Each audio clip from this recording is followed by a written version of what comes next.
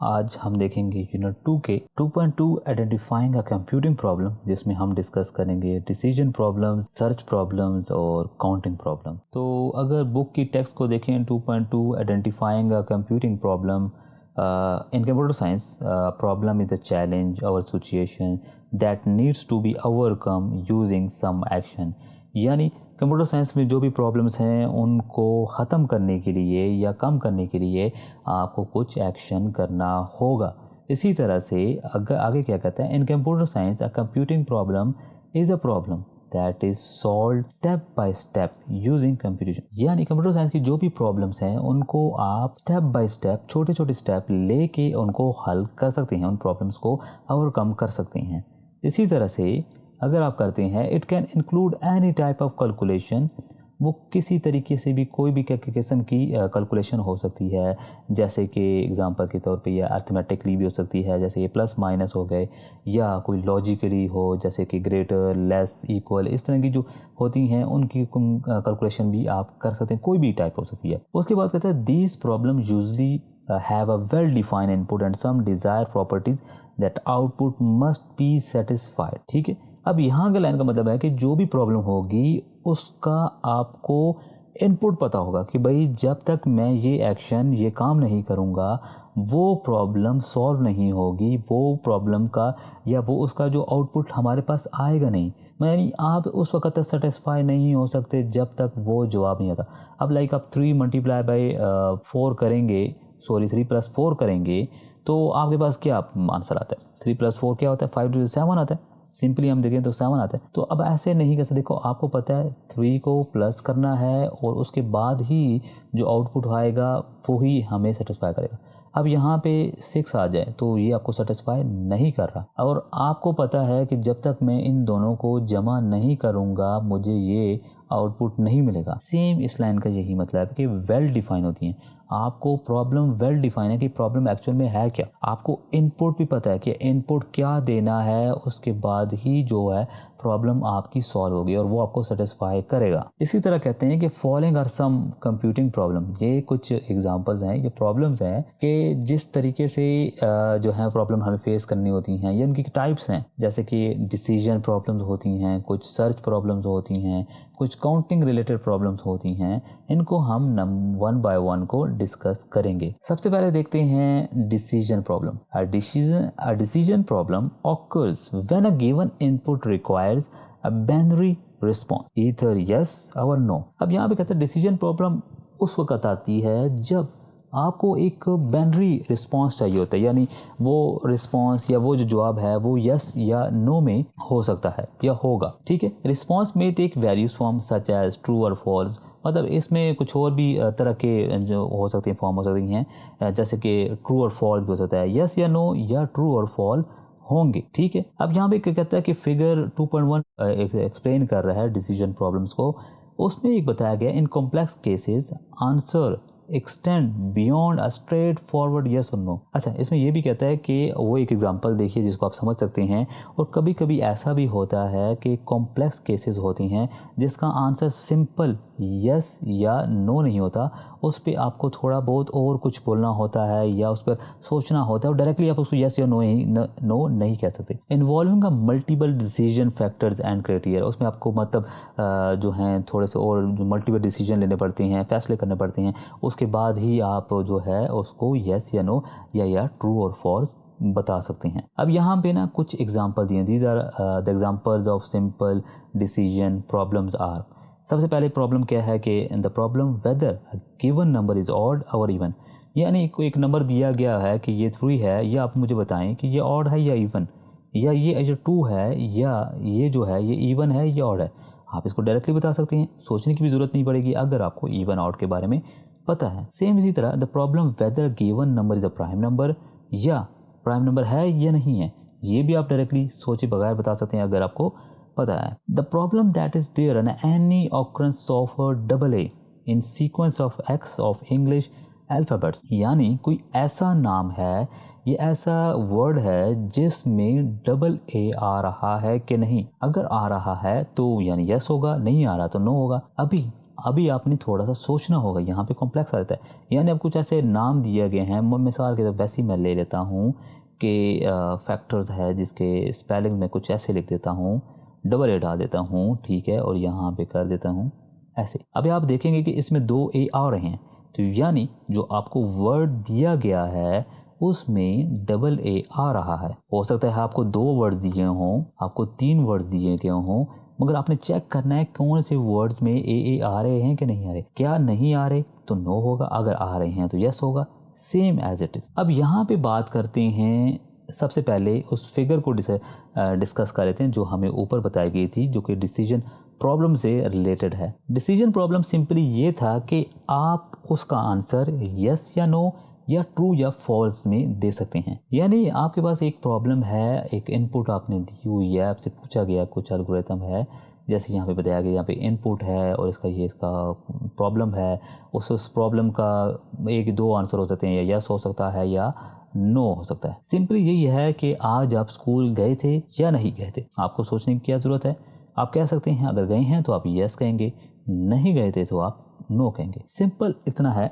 अगर ट्रू है, आपने ये काम किया है, ट्रू है, या उसने ये आपको बात बताई थी, ये फॉल्स, मतलब इस तरह की जो स्टेटमेंट्स होती हैं जिसमें सिर्फ 2 ही पॉसिबल कंडीशंस होती हैं, यस या ये नो, या ट्रू या फॉल्स, उसको आप कहते हैं डिसीजन प्रॉब्लम। अब यहाँ पे बात कर लेते हैं सर्च प्रॉब्लम से, ठीक है जी। In science and engineering many problems are solved using the search। कि साइंस हो जो मतलब नॉर्मली जनरल साइंस की बात कर रहे हैं या इंजीनियरिंग में है, उसमें बहुत सारी ऐसी प्रॉब्लम्स होती हैं जिनको हम सर्च करके प्रॉब्लम्स को हल की जाती हैं। अब देखें, इन सच टाइप्स ऑफ प्रॉब्लम्स, इन इस तरह की जो प्रॉब्लम्स हमारे पास आती हैं उसमें हमारे पास set of objects among which we search for the solution. मतलब हमारे पास एक कुछ सेट होता है जिसमें हम मुख्तलिफ जो हैं उसकी सोल्यूशन को चेक करते हैं कि कौन सा आंसर या कौन सा सोल्यूशन बेस्ट होगा या सही है। मिसाल के तौर पर finding a path between 2 cities, आप जो है एक रास्ता ढूंढ रहे हैं 2 सिटीज़ के दरमियान में। वो सिटीज़ कोई सी भी हो सकती हैं, लाइक सिटी ए से लेकर सिटी बी तक आप एक रास्ता ढूंढ रहे हैं। मगर अभी आपने प्रॉब्लम ये है, आपके पास देखो, such problem are often represented using graph, ठीक है।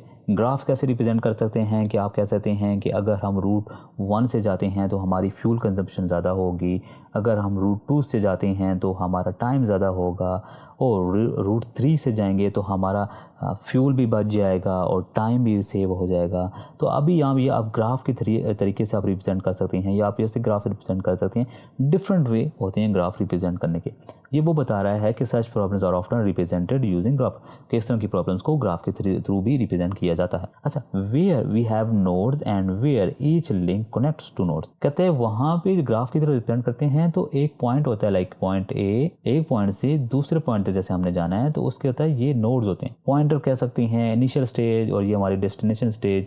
कहते हैं where we have nodes and where each link connects to nodes, एक पॉइंट से दूसरे पॉइंट तक, फिर दूसरे पॉइंट से तीसरे पॉइंट तक, ये सारे नोड्स है ना, इनको नोड्स बोला जाता है। जैसे कि हम कहते हैं एक सिटी से दूसरी सिटी, दूसरी सिटी से तीसरी सिटीज, और फिर हम आखिर में डेस्टिनेशन तक पहुंचेंगे। यहाँ पे a node can be connected to multiple nodes. यहाँ पे मैंने बात की ना कि एक नोड से दूसरे नोड्स में होता है, फिर तीसरे सिटीज़ की एग्जांपल मैं दे रहा हूँ, तो ये बात वही कह रहा है कि एक नोड से दूसरे नोड्स पे कनेक्ट होते हैं और उसमें मल्टी नोड्स आपस में कनेक्ट होते हैं। ये नहीं है कि एक नोड वो सिर्फ एक ही नोड से कनेक्ट होगा, नहीं, इसके साथ भी नोड कनेक्ट होता है, ये भी किसी और के साथ, ये भी किसी और के साथ कनेक्ट हो सकता है। To solve such problems we have 3 things. इस तरह की प्रॉब्लम्स को सॉल्व करने के लिए हमारे पास 3 किस्म की चीज़ें हैं। एक होता है इनिशियल स्टेज, जैसे कि मैंने बताया, और दूसरी होती है ऑपरेशन, ठीक है, और आखिर में होती है गोल, यानी हमारी जो डेस्टिनेशन होगी, कि आपका जो स्टार्टिंग पॉइंट है उससे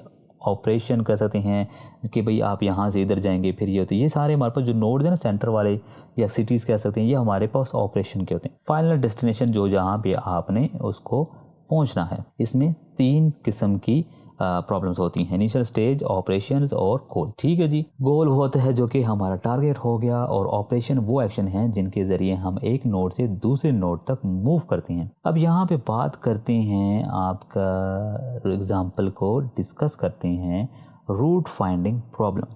जो कि यहाँ पे एग्जांपल भी दी है, फिगर भी दी है, इसको हम डिस्कस करते हैं, आपको थोड़ा सा और ज़्यादा क्लियर हो जाएगा। अच्छा, यहाँ पे बात करता है कि देखो जैसे कि मैंने बताया इनिशियल स्टेज, ऑपरेशन, गोल, ये सारी चीज़ें ना इसने यहाँ पे बताई हैं। जो मैंने सिटीज़ वाला ऊपर कॉन्सेप्ट दिया था ना, वो सारा यहाँ पे लाइक हमारा ना एस एक सिटी है, स्टार्ट पॉइंट है, और हमारा टी जो है वो टारगेट है, यानी ये हमारा गोल है, ठीक है, और ये हमारा स्टार्टिंग पॉइंट है, यानी ये हमारा इनिशियल स्टेज है, ठीक है जी, ये हमारा इनिशियल है। ये जो सारे हमारे हैं ना ये चीज़ें, ये हमारे ऑपरेशंस हैं जिनके ज़रिए से हम परफॉर्म करके यहाँ तक पहुँच रहे हैं, ठीक है। अब कहते हैं map show in figure 2.2 correspond to the graph, ठीक है जी, ग्राफ की तरह एक रिप्रेजेंट किया जाए। Where the nodes are assumed as city, जो नोड्स हैं ना, ये नोड्स 1, नोड 2, नोड 3 या ए बी सी एच, जो भी नोड्स के नाम दिए गए हैं, ये एक सिटीज को रिप्रेजेंट किए जा रहे हैं। And the links between nodes represent the routes in between the city, और जो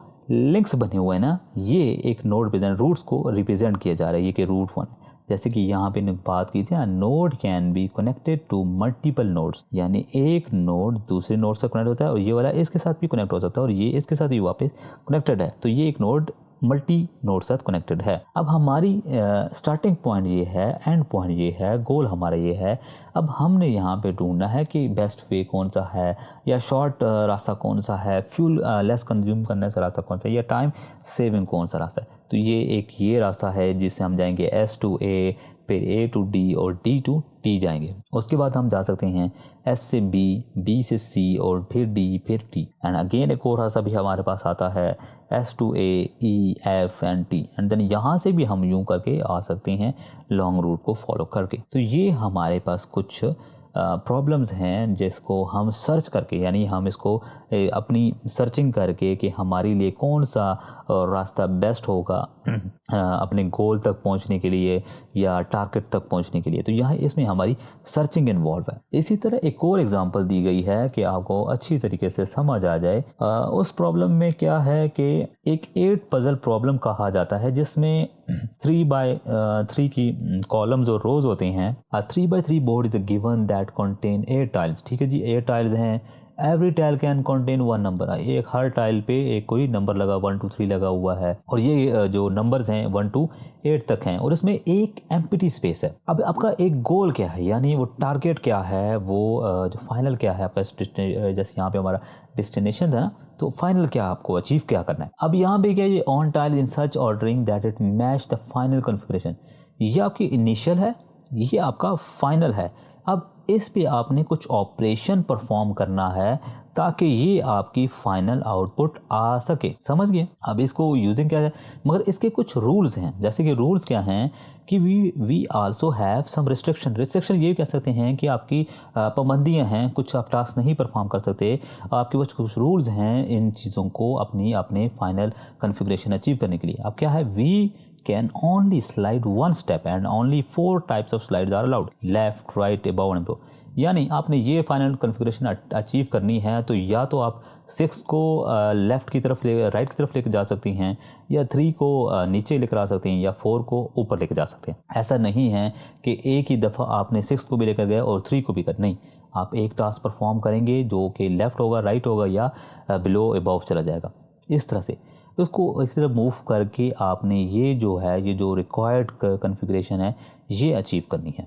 अब यहाँ पे डिड यू नो में देखें कि भाई आपने कभी गूगल मैप को एप्लीकेशन को यूज़ किया है। जो गूगल मैप अगर आपने यूज़ किया है तो वो भी एक सर्च प्रॉब्लम से रिलेटेड है। जैसे हमने ऊपर डिस्कस किया था, इसको देखा था कि एक सिटी से दूसरी सिटीज़ में जाने के लिए कैसे जाना है, सेम टू सेम अगर हम उसकी बात करें ना गूगल मैप एप्लीकेशन की, तो वो भी इसी तरह ही है कि हमारा हमारा स्टार्टिंग पॉइंट ये है लाहौर, और हमने पहुंचना है जी लाहौर या इस्लामाबाद पहुंच रहे हैं, तो अभी हम कौन से बेस्ट रूट होते हैं। अब यहाँ पे भी एक ये येलो पटरी नज़र आ रही है या रोड ट्रैक नज़र आ रहा है, तो ये भी एक रास्ता है। यहाँ से जो बेस्ट वे उसने हमें सजेस्ट किया गूगल मैप ने, वो डिफरेंट वे होता है कि भाई आपके जो शॉर्टेस्ट डिस्टेंस ये होगा जिसमें आपका फ्यूल भी बहुत कम कंज्यूम होगा और टाइम भी कम कंज्यूम होगा। ये सारी जो ना चीज़ें वो अपनी सर्चिंग एनालिसिस करने के बाद हमें कहते हैं, और हम अपनी सर्चिंग करते हैं कि जैसे कि हम देखते हैं कि भाई हमने जाना है रावलपिंडी, बहरहाल हमने जाना है जेलम से होकर, तो फिर हमें तो गूगल ये वाला रास्ता बता रहा है, बट हमने तो जाना है जेएलएम भी, तो फिर हम यहाँ से जेएलएम वाला जो रास्ता है वो लेंगे और देन हम उसको रावलपिंडी को अचीव करेंगे या हमने अपने फाइनल गोल को तक पहुँचेंगे। अच्छा, तीसरी हमारे पास एक प्रॉब्लम है काउंटिंग प्रॉब्लम। और अगर काउंटिंग प्रॉब्लम आपने डेली लाइफ में भी देखी होंगी, अक्सर आपको फेस करनी होंगी, पड़ती होंगी। मैं आपको एक्सप्लेन करता हूँ कब कब आपको ये प्रॉब्लम नजर आई होगी, आपने देखा भी होगा। आप जरा सोचिएगा कि आपको कभी इस तरह की प्रॉब्लम आई है कि नहीं। अच्छा, प्रॉब्लम को पढ़ते हैं कि टेक्स्ट बुक में आपके क्या लिखा हुआ है कि these problems work on the principal that even decision has a A number of choices and another decision event has a b number of choices, then the total number of possible unique combination would be a multiply b। यानी आपके पास एक कोई event है या आपने decide करना है या कुछ डिसीजन लेने हैं जिसकी नंबर ऑफ चॉइसेस हैं, ठीक है जी। आप एक नंबर ऑफ चॉइसेस हैं या आपके पास चॉइसेस हैं, इसमें से आपने डिसाइड करना है कि कौन सा वो है चॉइस करना चाहते हो या कौन सा लेना चाहती हो या क्या चीज़ अचीव करना चाहते हो। तो ये काउंटिंग प्रॉब्लम्स हैं आता है। अच्छा, अब उसकी कॉम्बिनेशन को फिर क्या करना होगा, जितने डिसीजन ए के हैं और डिसीजन बी के आउटकम आते हैं उनको आपस में मल्टीप्लाई करोगे तो आपके पास यूनिक कॉम्बिनेशन आ जाएगा। समझ आई? नहीं आई होगी, मैं आपको एक्सप्लेन करता हूँ। फॉर एग्जांपल वन इवेंट, मतलब एक इवेंट है। इवेंट ये होता है कि कोई काम हो सकता है, कोई जो है आपके पास प्रॉब्लम फेस हो रही है, कुछ भी होता है ना। अच्छा, इसमें क्या है जी, number of shirts and another event is number of pants on, then how many pairs of shirts and pants you can make. मिसाल के तौर पर आप जाते हैं दुकान पर और आपने लेना है भाई एक शर्ट और पैंट। अभी दुकानदार कहते हैं कि भाई मेरे पास ये सारी कॉम्बिनेशन की शर्ट्स मौजूद हैं और मेरे पास इस किस्म की जो पैंट्स हैं मौजूद हैं। अब आप कंफ्यूज हो रहे हैं कि भाई मैं जो ब्लैक वाली पैंट है वो ऑरेंज के साथ लूँ या रेड के साथ लूँ या ब्लू के साथ लूँ या पिंक के साथ लूँ या yellow. Same as it is आप कहते हैं कि जो ब्लू पैंट है वो मैं ऑरेंज के साथ लूँ, रेड के साथ लूँ, ब्लू के साथ लूँ या पिंक के साथ लूँ। अब आप कंफ्यूज हैं। अब यहाँ पे आप कहते हैं कि कितने कॉम्बिनेशन बताएं, मतलब ब्लैक के साथ ऑरेंज भी हो सकता है, रेड भी हो सकता है, ब्लू भी हो सकता है, और सॉरी ब्लू हो सकता है और पिंक के साथ हो सकता है, और ऐसे yellow. Same as it is, blue के साथ ऑरेंज, ब्लू के साथ रेड, ब्लू के साथ ब्लू, ब्लू के साथ पिंक, ये है सारी। अब यहाँ पे देखें, कहते हैं ये एक शर्ट जो 5 शर्टें हैं वो इसके साथ भी पहन सकती हैं, और ये 5 शर्टें आप इनके साथ भी पहन सकते हैं, और ये 5 शर्टें आप इनके साथ भी पहन सकते हैं। अब आपने डिसाइड करना है कि आपको कौन सी शर्ट कौन से ट्राउजर के साथ या पैंट के साथ पहननी है। बाज़ाहिर ये प्रॉब्लम तो बहुत छोटी लगती है, मगर जो इसके आउटकम्स हैं वो आप देखेंगे तो आप कहेंगे, आप भी हैरान हो जाएंगे कि इतने आउटकम कैसे। या आप देखिए यहाँ पे क्या, टोटल पॉसिबल कैजुअल ड्रेसेस कितने, नंबर ऑफ शर्ट्स हमारे पास कितनी है, 5 शर्ट्स हैं। नंबर ऑफ पैंट्स कितनी है, 3 पैंट्स हैं। हमारे पास जो फार्मूला ऊपर उसने बताया था कि भाई यूनिक कॉम्बिनेशन फाइंड करने के लिए क्या, A × B। अब हमारे पास 15 जो हैं वो हमारे पास एक तरह से यूनिक कॉम्बिनेशन आ गई। अब हमने इन 15 में से डिसाइड करना है कि हमने कौन सी पैंट ट्राउजर लेनी है। तो 15 तो है कंफ्यूजिंग, मतलब 15 तो आपके बहुत सारे ऑप्शन बन गए।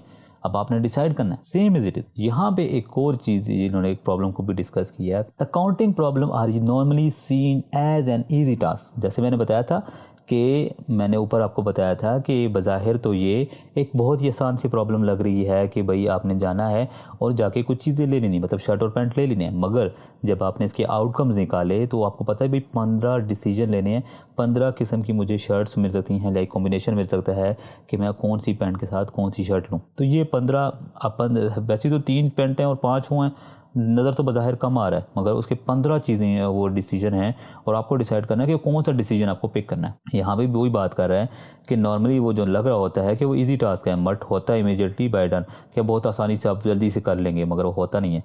एज़ यू गो डीपर, जितना भी आप उसके अंदर जितना आप सोचने लगेंगे तो उसके उतना ही आपको ये कॉम्प्लिकेटेड और वेरी क्विकली नहीं लगता। If we want to list out all the possibility, जब आपको ना इन कॉम्बिनेशन को जब आप लिस्ट कर लेंगे तो फिर आपको थोड़ा सा आसान हो जाएगा। अब कहते हैं you visit a computer shop to buy a computer system for you. आप जा रहे हैं कंप्यूटर शॉप पे अपने लिए एक कंप्यूटर लेने। द वेंडर आस्क, मतलब आपको दुकानदार कहता है कि भाई मेरे पास 4 मॉनिटर हैं, 2 कीबोर्ड हैं और 4 CPU कह सकते हो, मतलब कंप्यूटर हैं, और 3 प्रिंटर हैं। आपने in how many number of possible system can choose from. आप कहते हो भाई इससे कितने सिस्टम्स वगैरह जो बन सकते हैं और उसमें से आप कौन सा सिस्टम चूज करोगे। यहीं हम उसको जो फार्मूला है उसको अप्लाई करते हैं।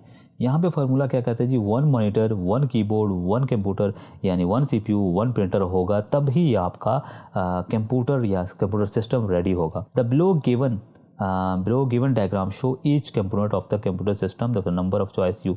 अच्छा यहाँ पे बता रहा है कि ये जो कॉम्बिनेशन है, चार हमारे पास क्या थे, मॉनिटर थे और 2 कीबोर्ड थे और 4 हमारे पास कंप्यूटर थे, 3 हमारे पास थे। टोटल कॉम्बिनेशन कितने बन के आए हैं, 96। यानी आप 96 कॉम्बिनेशन के, अब उनमें से आपने एक कॉम्बिनेशन पिक करना है। फॉर एग्जांपल आप कहते हो कि जो ये वाला प्रिंटर है मैंने इस सीपीयू के साथ नहीं लेना, ये वाला कीबोर्ड जो है वो मैंने इस प्रिंटर से लेना है, और ये जो प्रिंटर है मैंने इस मॉनिटर के साथ नहीं लेना।